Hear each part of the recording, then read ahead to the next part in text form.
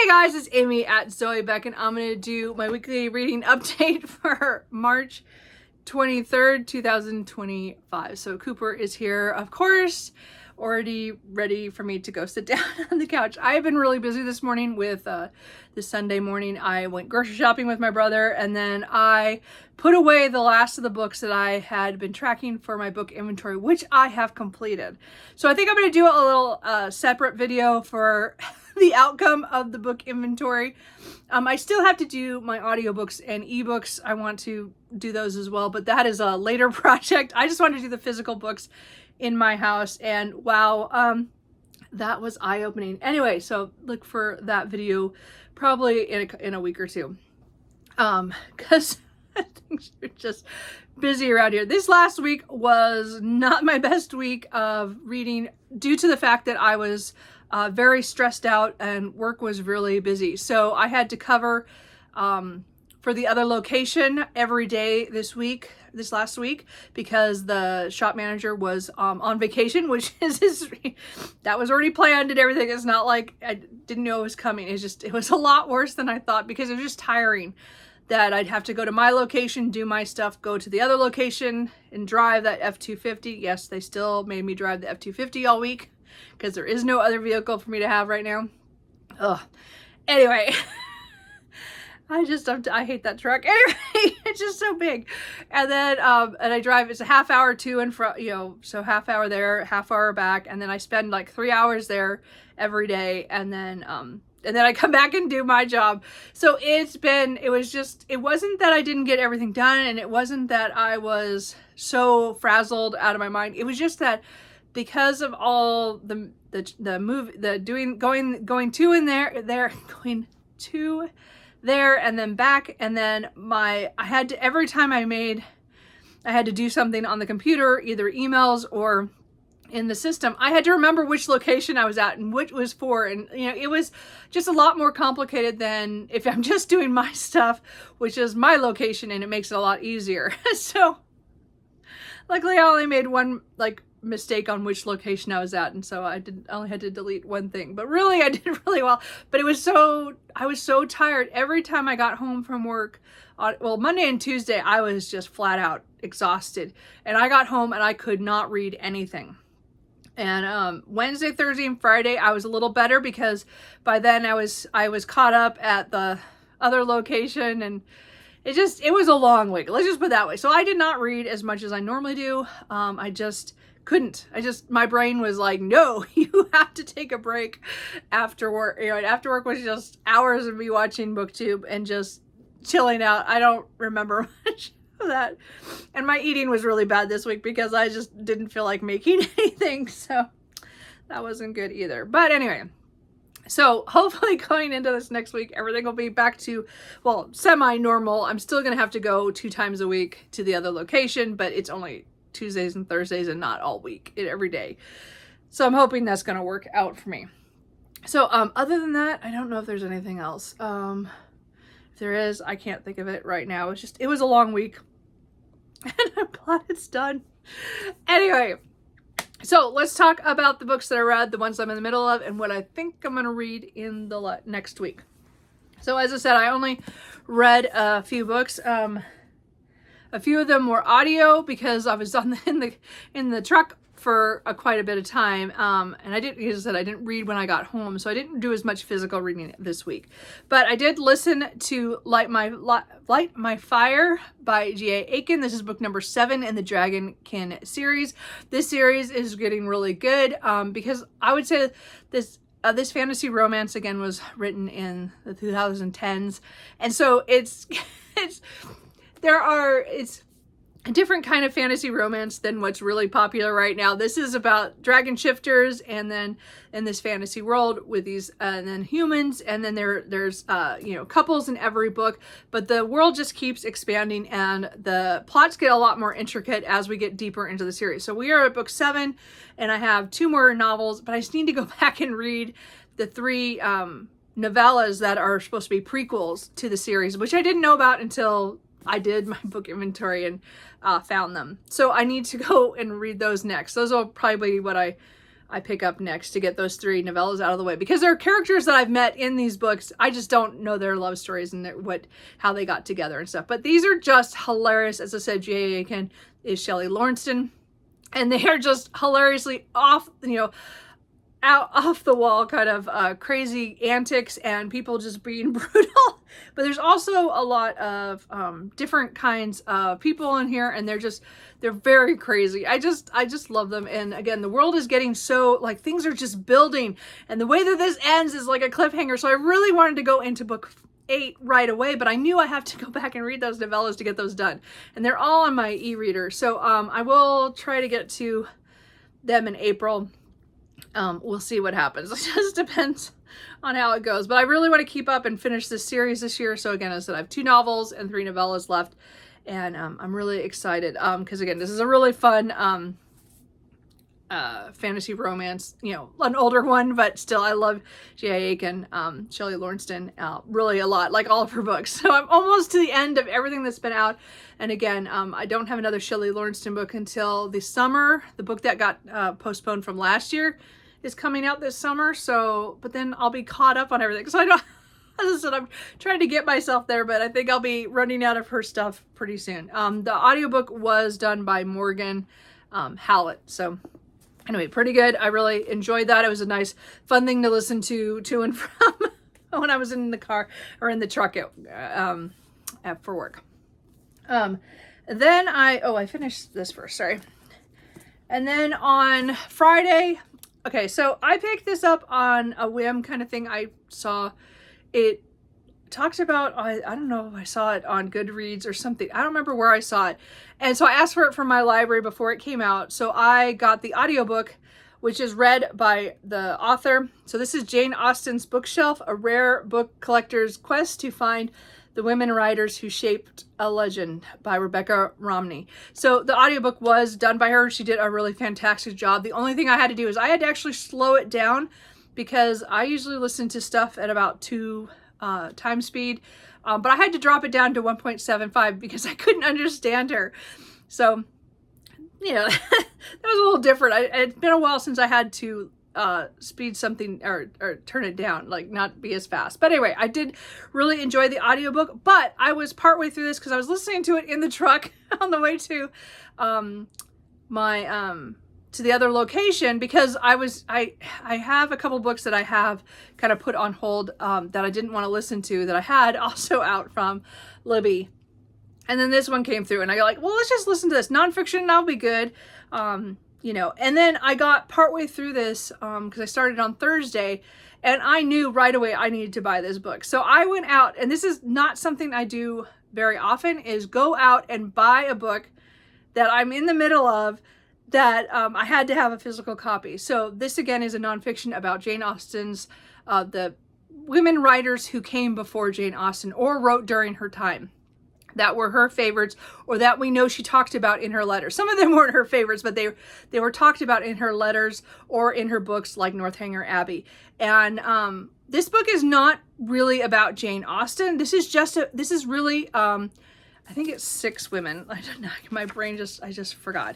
No, there's 8. Yeah, there's 8 women. I thought it was 8.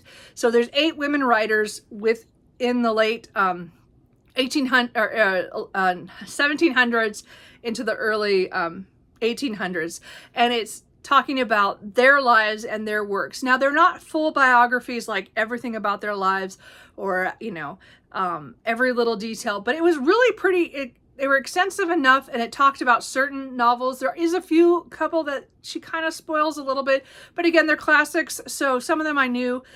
Some of them she was a little bit more in depth than I wanted to hear, but not too bad. I mean, there's some books that you read like that like spoil everything. So these are not like minute details. They're more just overall kind of spoilers in certain books, but they're books that not very many people talk about. And that was the whole point, is this is about 8 authors who, some of them I knew about due to the fact that I've been here on BookTube and participated in Jane Austen July, and a lot of things that I remember from college, because Jane Austen was my focus in my college degree for my end paper, whatever.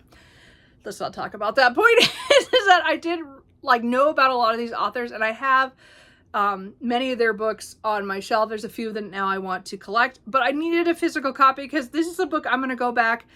I don't know if I'm going to do it this year because I just listened to it, but I know that in a year or two, I will want to go back physically and actually tab things and find the books that I want to look for.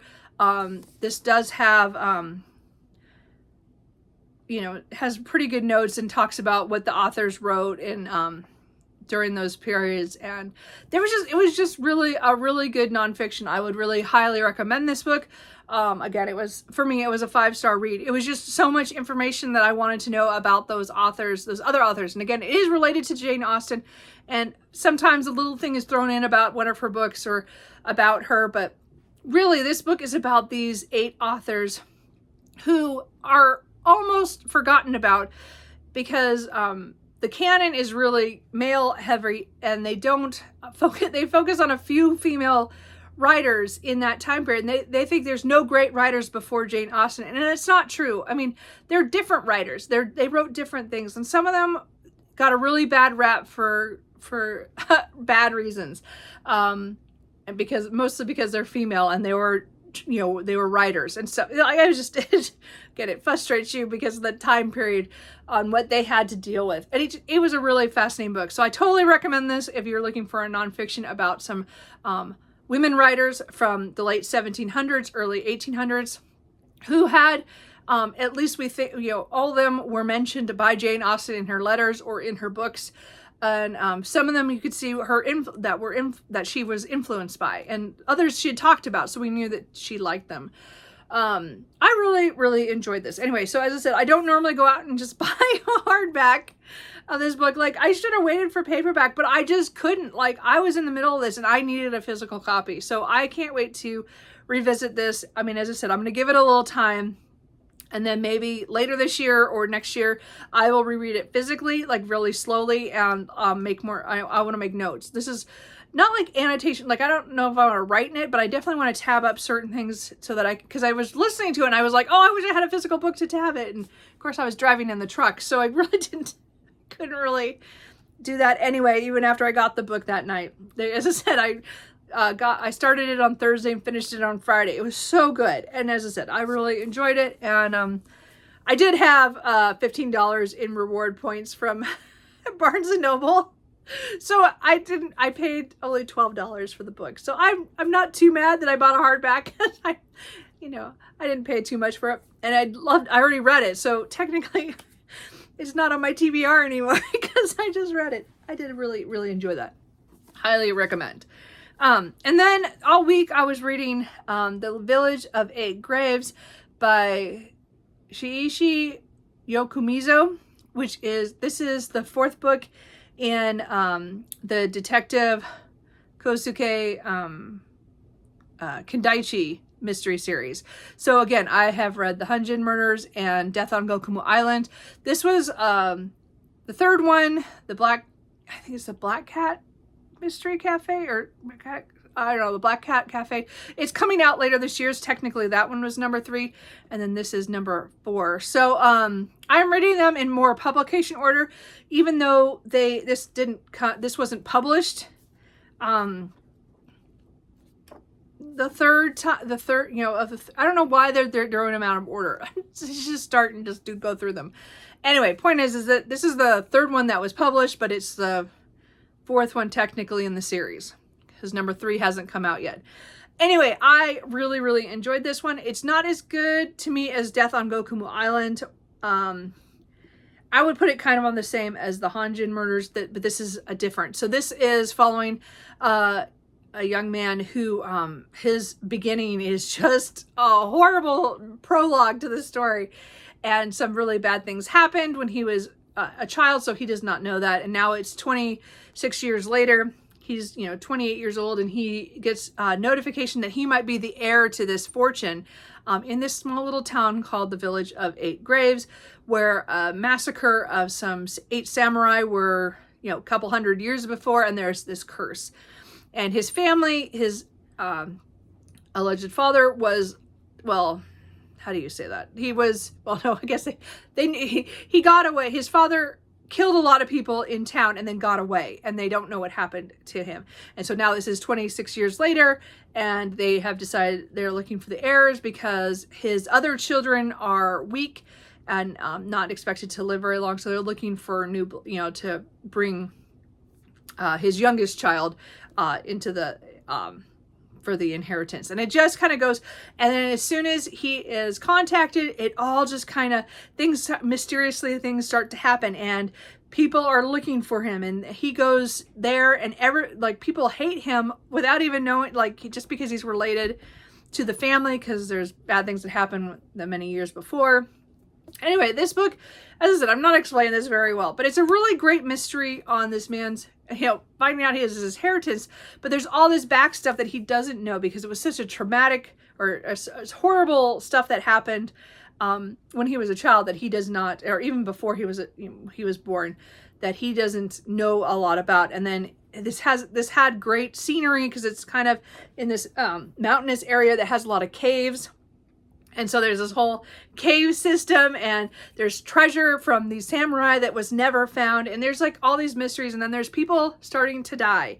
And is it because of the curse of the 8 samurai, or is it something else? And I like this one a lot. It was a lot of fun. I think, again, as I said, I like Death on Gokumu Island the best so far of the 3 that I've read. Just because that was actually in Kandaichi's POV. And I think that made such a difference. Because again, he is a character in here. He is staying at one of the other mansions in the area, or, and he was brought in there for a different reason, but he is helping with the mystery. So we see him, but we don't see a lot of him. It's kind of like how some Agatha Christie and does with Marple and with Poirot, where they're there, but they're not really in the story until the end when they do all the reveals. So it wasn't my favorite of the books, but I definitely still really enjoyed this. I'm definitely going to continue. The next one is the Inugami Curse, which I think was the second one that they translated into English and published, but I think it's number 7 in the series, 6 or 7 in the series. I don't remember. So again, we're missing a few. So anyways, I'm going to read them as close to a publication. This was published first in 1949 to 51. So it's really, it's that kind of time period. And I really enjoyed it. And I will read the next one fairly soon, because again, I still have 4 on my shelf, and there's another one coming out. No, is that right? I have 3 on my shelf left to read. Sorry, 3 left on my shelf left to read, and the 4th one is the one coming out in October, I believe. So anyway, I'm looking forward to that. And then, so what I'm in the middle of, I started last night Red Wolf, because I finished The Village of the 8 Graves on Friday night. So it took me all week to read that book because I just couldn't read at night. But Red Wolf is book, oh no, I've lost track. It's 10. I think it's 10. 10 or 11. I forgot. In the Shifters Unbound series. I can't remember what number I'm on. Anyway, so this is one of the series. This is by Jennifer Ashley. Again, I have read a lot of stuff from Jennifer Ashley. This is one of the series that actually I started with, but I haven't got around to finishing. So I'm still behind by 5 or 6 novels. So I am working my way through it this year because I meant to do that many years ago. And so I'm going to, as it said, they're paranormal romances with shifters, and they're kind of all connected. So you definitely have to read them in order. It's one of those series where things just build. What's happening now, the end of the last book was kind of a shock of what happened there. And we didn't get a full resolution from that because that's kind of the baddie kind of situation going on for the next few books, I'm guessing, because this one doesn't look like we're going to get back to that. So, but it's connected. So we are following 2 of the shifters, Dimitri, who is a red wolf, and Jackie, who is a leopard. And they are sent kind of undercover to check out some other shifters and if they're part of this kind of bad group they're trying to. Again, this series is about shifters, where 20 years before they were exposed to everybody, and they were put into shifter towns. They were rounded up and put into these towns where they are watched and they are regulated. And so it's 20 years later, and they are starting to what they got out of the situation, they've kind of decided they've had enough. And so there's kind of stuff going on with how dealing with the regular humans who want them to be stuck in these towns and not have very much, and then what they really do in the background. So there's a lot of stuff going on here. As I said, I'm pretty sure this is book 10 or 11. I don't remember. As I said, I'm hoping to catch up on this series this year, but I'm trying to read one a month. So I only got about 100 pages last night. I don't read very much on the weekend. I don't know. And I had, as I said, it's a busy day yesterday when I was finishing my book inventory. So as I said, I have about 210 pages left. So I'm hoping to get a good chunk of that done tonight and finish it tomorrow. If I finish it today, it would be a miracle. Let me just put that. So hopefully. And then I have 2 books that I am in the middle of that I put on hold. I started them. Again, when I get stressed, I have a tendency to start things and put them down. And I think that's pretty much, a lot of people do that. That's not anything new. And I do it when I can't focus on something. Like, I will listen to something one day on audio, and then the next day I'm like, I can't listen to that again. And it could just be because it's not going to be a great book for me. Like, it's going to be a 3-star, and I just know that I just have to power through and finish it, but I don't feel like finishing it. So I start something new.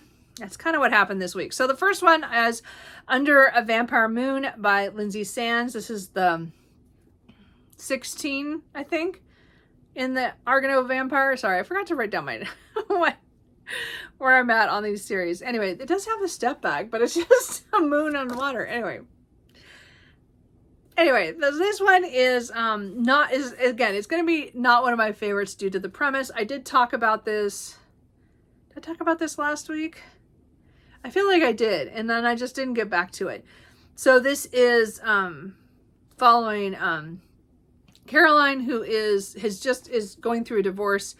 It's not finalized yet, but and she has a lot of stuff in her past, and she goes on this vacation with her friend, and she meets some of the Argano vampires. She doesn't know they're vampires, and she is like in her early 40s, and so she has lived her life, and stuff, and so. But she is very attracted to one of them, Christian, but he looks like he's 25, but he's like 500 years old.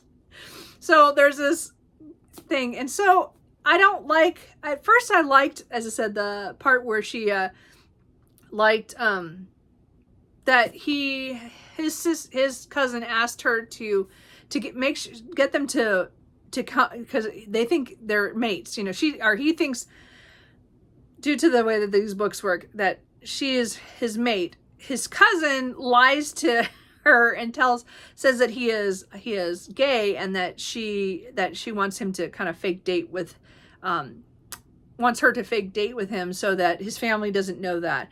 And it kind of, like, at first I thought it was going to go in one way, and it went this other way that I don't like the line. I've never liked books that have in a relationship where you're lying about something so monumentally huge to your personality or to, your sexuality. Anyway, so point is that I'm about 166 pages in still, and I am going to finish this. I just need to, as I said, now that this week will be easier for me to get back to this. So, yeah, I think I'm just under halfway. So I'm gonna finish it out, because again, this is a series where I don't love every book. It seems right now every other book is a book I like, and then the other ones I don't. So I'm gonna work on that. As I said, I'm gonna try to finish that this week, because I won't be in the truck quite so much, so I might be able to focus and just get through it. And then another book I tried, am in the middle of, is Dead of Winter by Darcy Coates. So this is a horror winter novel, which I started the day before spring. But I got 188 pages in. I think I also have, I was like 53 or 54% of the way through this audiobook as well. So both of these I have out from Libby, so I need to listen to them this week. So this one is following, Krista. And she and her boyfriend are going on this, it was supposed to be kind of isolating trip up into the mountains during the winter, and most things are closed, but they're going to go up onto this cabin or this lodge or whatever. But something happens on the way that it's bad weather, and they and the people are trapped on this mountain, and they don't make it to the lodge. People start dying, and it's just, is the killer within the group, or is it somebody who is in the area that just came up across them? And this is actually the reason I had to stop this, is because it was starting to give me anxiety about, I don't usually get too scared with books. That's just not the kind of reader I am. And I don't read a lot of horror anymore. I mean, I read horror, but just not like all the time. But this one is really getting to me, just because I'm like, what is going on? Like, and again, it's still so long. Like, I think that's my problem, is that I thought this book should be shorter. Just kill everybody and get done. I don't know. I'm still working. So I have, as I said, I have just over half. I'm over half, but I still have several hours left of the audiobook. So I'm going to also try to get this done this week, just to clear these out before the end of the month. Because again, I don't hate this one at all. I just was starting to kind of feel claustrophobic with them as they're trapped in this cabin that they found. And then people keep dying. Anyway, so I will get through this. Because I was so stressed out, I just couldn't deal with that stress as well as this.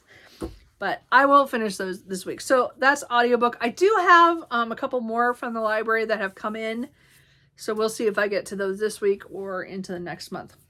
And then going forward, after I finish Red Wolf, I would like to do my reread, I think, of Maelstrom by Taylor Adams. So this is book 3 in the Destroyer Man series. So again, this is alternate history, where men and women from World War II were being attacked in the Asiatic fleet, and they went through a squall and ended up in an alternate Earth where evolution has gone a different route. So there's these men and women from World War II are stuck in this other world, and every book is them getting to know their allies more and then their enemies.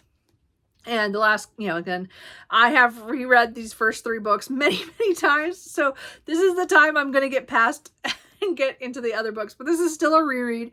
So book 3 and 4 are ones I've read before. I've read 3 a couple of times, not as much as 1 and 2. But I want to reread book 3 and then hopefully next month go to book 4. And then get on to new books, because it is a 15-book series. And he has another series he started that it's already a couple books out of that one. So that's more Civil War, but another alternate history one where they go somewhere else. So anyway, I'm really excited to get to his other books, but I need to finish this series. And I really love these characters. This is one of my favorite ensemble casts. Again, you have to understand that 90% of the characters in here are male, because these are destroyers that are technically from World War I that were put into service in World War II because the U.S. was unprepared for a war in that part of the world, and they just didn't have the ships for it. So these destroyers are kind of out of date, and then they get tossed into this other world. Poor things. Anyway, I love these characters. As I said, the world is expanding in this book quite a bit. I remember that, and book 4. So I know it's going to get bigger, but of what's happening right now, just know that it's very male centric, but it's in 1940s male. So you have to understand that. But I think a lot of things are shown great care in that. And I just love these characters. Like, I adore this. So I do want to reread that hopefully this week, because I'm trying to do 1 a month in order to at least make a good dent into the series this year. And then, but I might wait. And after I finish Red Wolf, no matter how I feel, because I either go into Maelstrom to reread, or I might pick up Powerless by Elsie Silver. I'm not sure what I'm going to feel like, because I have been wanting to get to another one of these. So this is book 3 in the Chestnut Spring series. So I would really like to finish the Chestnut Spring series, because I've now bought books in her first series, the Gold Hill Ranch series, as well as Rose Hill series. I have too many of her books, and I need to start reading them. So I do want to read this one. This one is about Jasper, who is a hockey player, and I don't remember what she's somehow, I don't know if she's a cousin to the family that is the main center of this. I'm not positive anymore. I don't remember how it all works out. Anyway, I've heard really good things about this one, so I do want to get to it. It is, I mean, again, I'm going to read it physically. It is like 450 pages, but this one's 400 pages, but this will read slower because it's denser. So anyway, I don't know. These I'm hoping to get to this week. These are my physical books, I hope, this week. We'll see what actually happens. Audiobook-wise, as I said, I'm going to try to finish those two. And then maybe, and as I said, I have a couple more that are from the library that I need to get to. One's a romance and one is a fantasy romance. So we'll see what I feel like. I'm not sure. Yes, Cooper. Yes, we're done now. Okay. So anyway, that's it. I hope you guys had a good week. I hope yours wasn't as stressful as mine. I am glad this next week won't be quite so bad. So we will see. Anyway, let me know what you're reading or if you've read any of these books and what you thought. And I will talk to you guys later. Bye. You gonna say goodbye? Bye.